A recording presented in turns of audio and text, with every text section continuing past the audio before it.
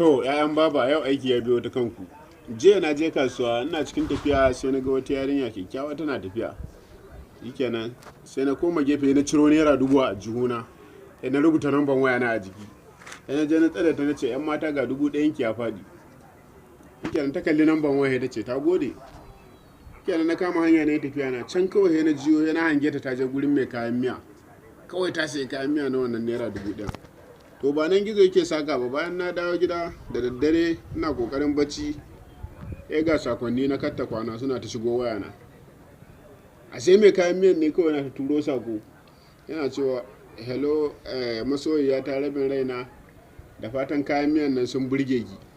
Ashe ita ko daukan namban wayan bata yi ba, kawai ta je ta bada mai kayan miya, shi kuma ya zata namban ta ne a jiki, kawai yana ta tura mata message. Wannan abun ya bata min rai, wato yar baba bata yi bane a rayuwa. Inda yar anti ne da za ta fahimci cewa fa santa nake yasa na bata wannan, kuma na yi hakan don ta kira ni ne da wannan namban waya. Amma wanda bai gane meye bambancin yar baba da yar anti ba, ita yar baba ba a rabi ba boko, yar anti kuma dama already ta riga ta yi karatunta.